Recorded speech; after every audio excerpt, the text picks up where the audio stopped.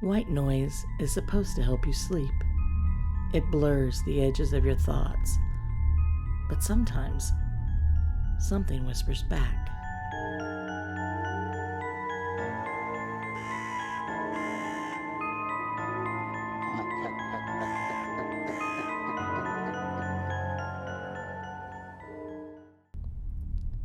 Welcome to Deadtime Stories, where the things you try to drown out don't always stay quiet. Tonight's tale is all about secrets, the kind that don't belong to you, and the kind that do. So settle on in and snuggle up, y'all. It's story time. And you're listening to The Darkness Whispers. She had always been a light sleeper, the kind of woman who could hear the refrigerator hum from the other room, or stir awake if the sheets wrinkled wrong. It wasn't anxiety exactly, just an over-tuned dial, and she'd lived with it fine for most of her life. Then she married a man who snored like he was exorcising demons in his sleep. At first she tried earplugs. Then came the parade of YouTube's white noise videos, thunder rolling across mountaintops, ocean waves crashing like lullabies, the dull hum of the cosmos.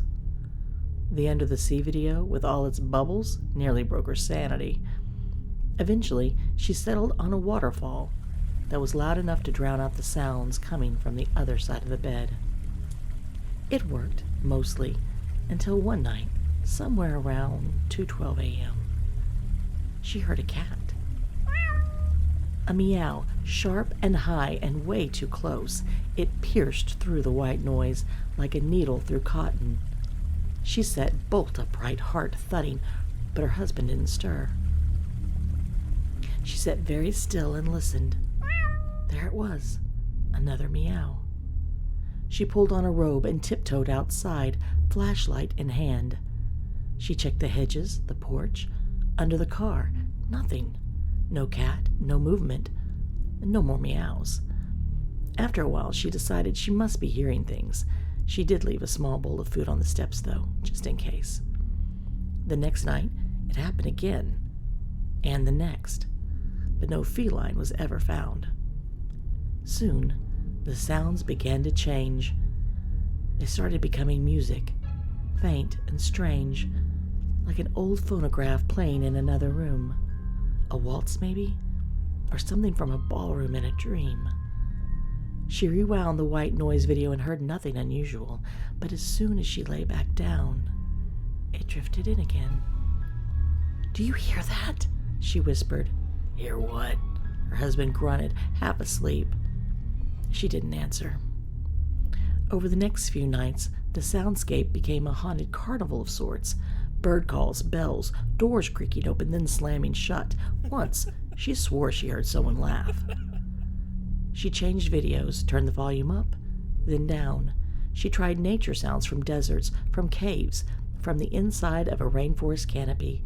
She tried ones made by scientists and ones made by witches, but nothing helped. Then came the whispers. At first they were vague, just the low murmuring of voices in another room. She strained to make out the words, listening for meaning, her eyes dry and burning from lack of sleep. She lay there, night after night, heart racing, caught in the soft murmurs of half-heard confessions. Until they started to sharpen. The voices began telling her things, small things at first, that her friend Teresa was cheating on her husband. Her coworker Barry had lied about having cancer for the GoFundMe money, that her neighbor had cameras pointing into her bathroom for security. Every morning she would ask around, find out what she could, and every time the voices were right. She told her husband, laughing nervously about it, "I swear, it's like Facebook if the status updates were things nobody wanted you to know." He groaned. "If you want gossip, just scroll like everyone else." But it wasn't gossip anymore.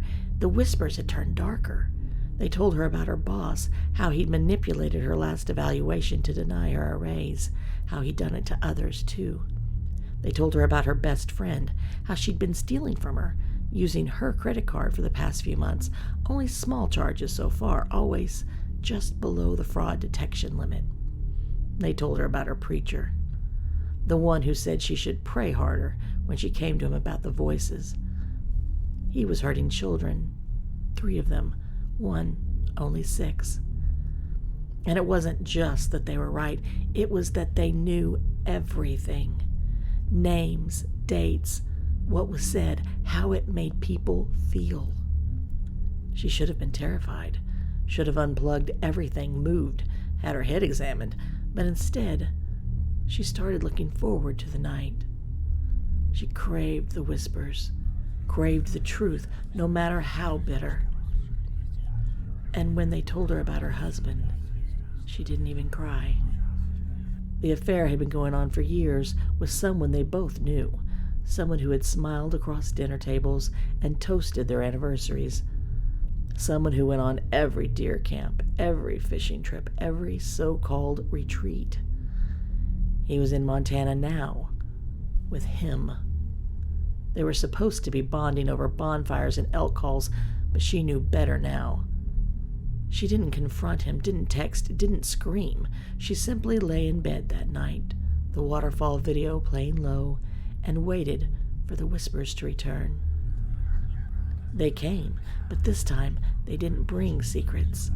They brought instructions. Her preacher was first. The whispers told her when and where he would be.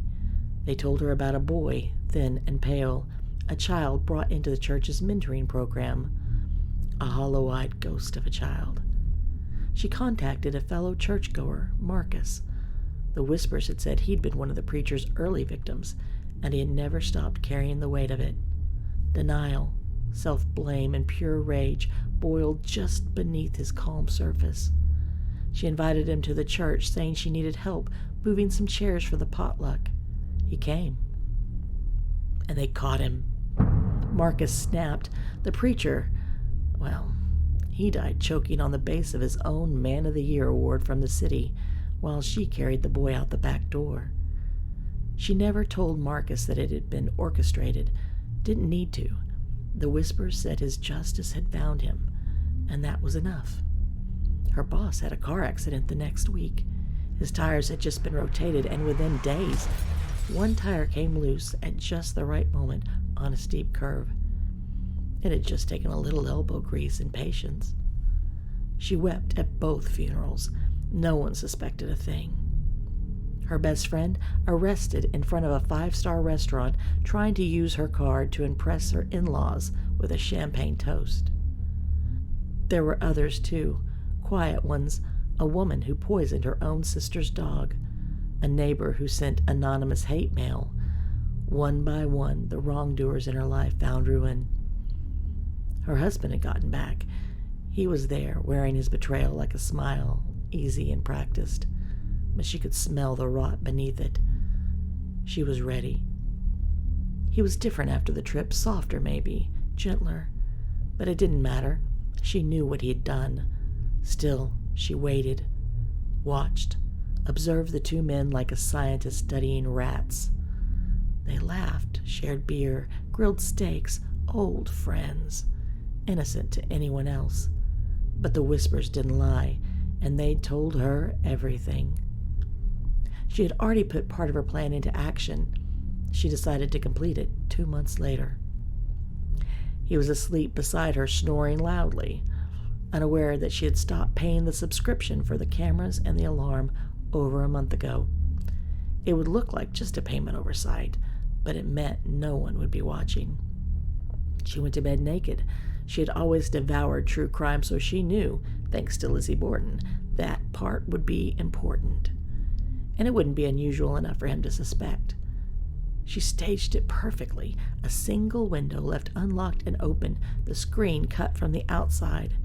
It would look like another home invasion gone wrong. He had been sound asleep for hours. She was ready. She turned on him.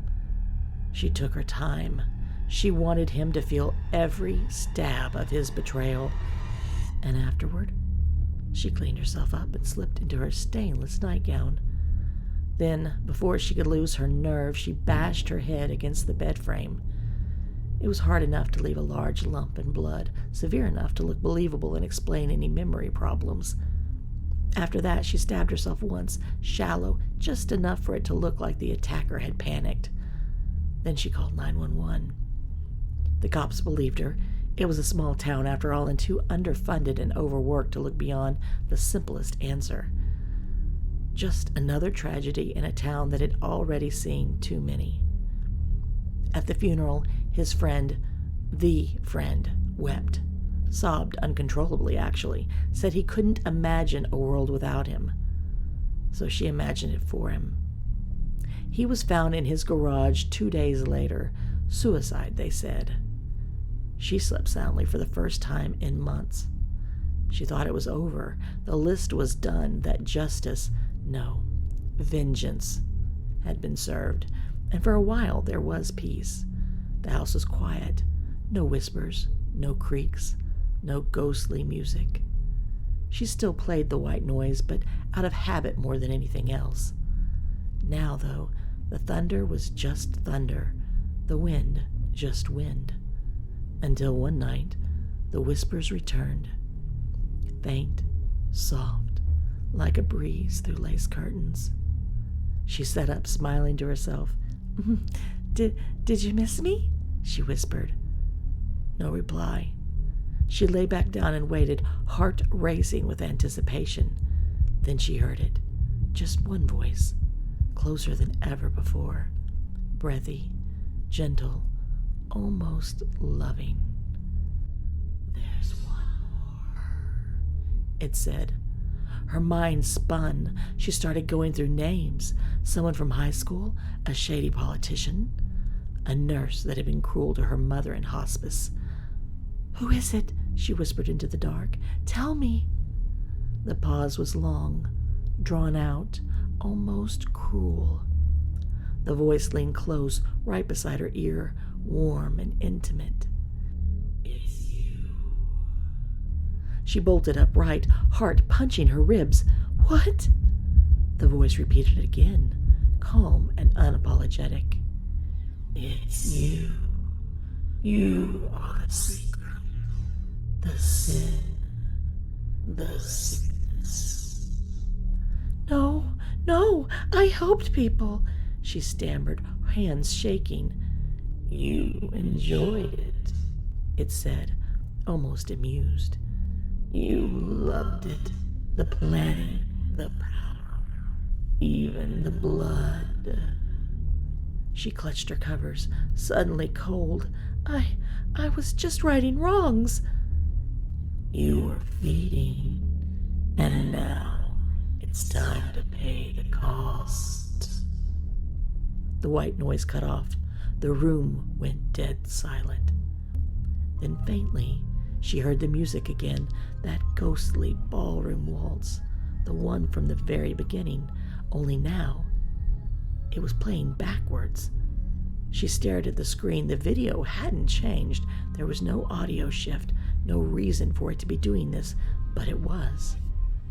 And beneath it, layered in like a hidden track of accursed vinyl, the voice began again, not just whispering now, chanting. Names, dates, her name over and over. She ran to the bathroom, splashed cold water on her face, looked in the mirror, and saw her reflection blink a full 2 seconds later than she did. Slow and deliberate. The thing staring back wasn't her anymore. Not really. And this thing looked hungry. She was buried 6 months later, a closed casket funeral, and everyone in town knew why. She was found in her home, covered in self-inflicted wounds and sitting beside a TV that played nothing but white static on a loop. Her phone had been smashed into pieces, her laptop burned. Her nails were worn down past the quick and bloody. Lumps of hair and flesh lay beside her, her throat torn from screaming. And she had stuck objects deep in her ears, leaving blood oozing out. Static still played on the television, but the whispers, well, they had already moved on. If that whisper's still echoing in your ears, tap the like button, drop a comment into the static, and share this tale with someone who sleeps a little too soundly. And don't forget to subscribe, because when the darkness whispers, it's only a matter of time before it calls your name. That ought to be enough to keep you up tonight. See y'all next time.